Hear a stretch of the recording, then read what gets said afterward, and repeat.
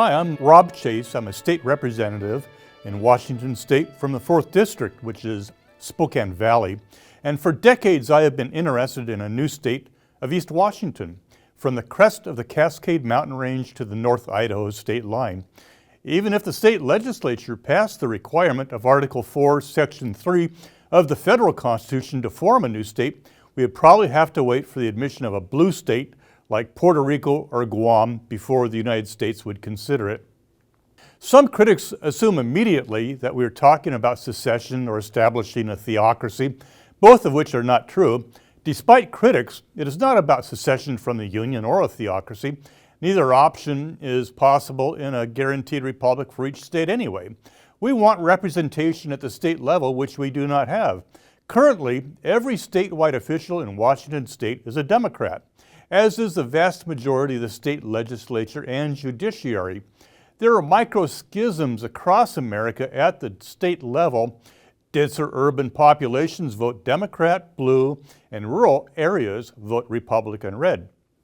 Washington joins similar movements across the country in Oregon, Illinois, California, and New York State, where denser, progressive blue urban areas dominate state government. The eastern part of Oregon, for instance, wants to join Idaho, and the southern part of Illinois wants to join Indiana. I'm not quite sure how California wants to split up, except that rural areas similarly want their freedom from urban area regulation, overreach, and unhelpful policies. We did contact Idaho about joining them like East Oregon is trying to do, except they do not want the progressive blue city of Spokane in their state.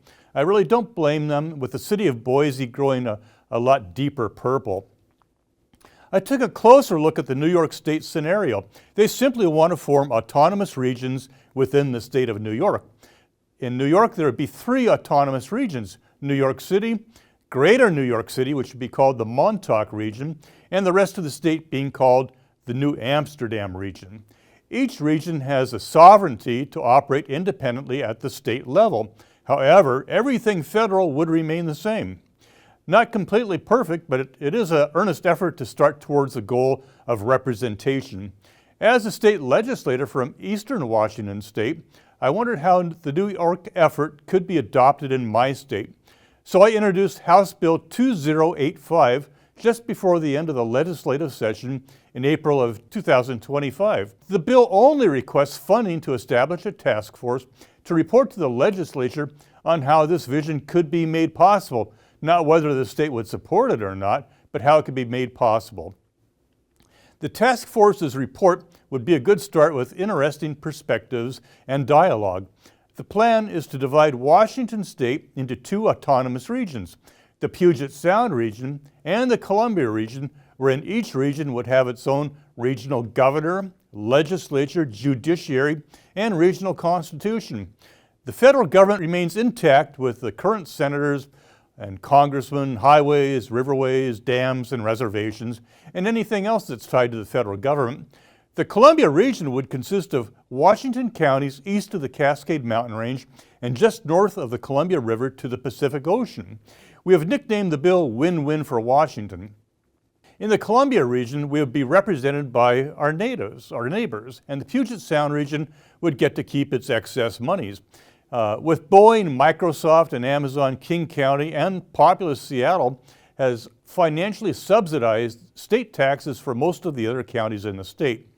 Regionalization would result in savings to the Puget Sound region of probably several $billions annually, which could be dedicated to fixing the Puget Sound ferry system and reducing highway gridlock in the Seattle metropolis. The Puget Sound region can keep their monies, and the Columbia region can obtain more localized representation per the graphics of the last 2 senatorial races. In 2022, the unofficial Columbia region, you can see by the map, overwhelmingly supported Republican Tiffany Smiley.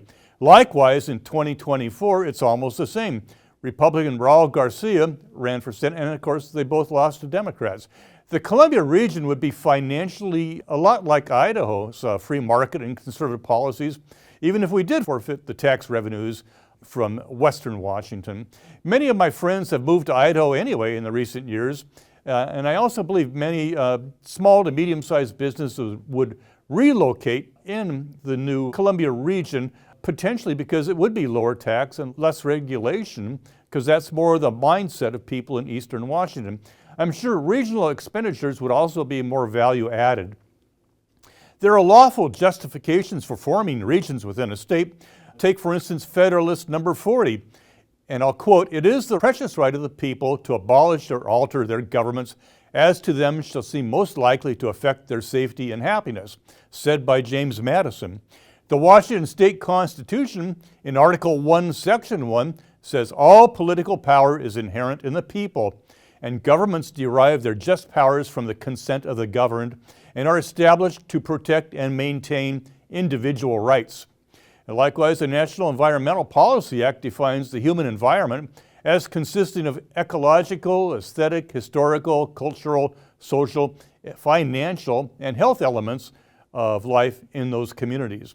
Although I've heard many good ideas on how to form autonomous regions that would only have value-added legislation, I will simply say officially, I just want to be represented by my neighbors.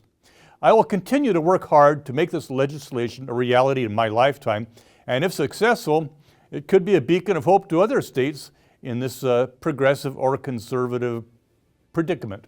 There is strength and unity per the national government at the state level. However, diversity of thought begs for fair representation. With regional and self-governing representation in the United States, we will have taxation with representation, thus a more perfect union. Thank you.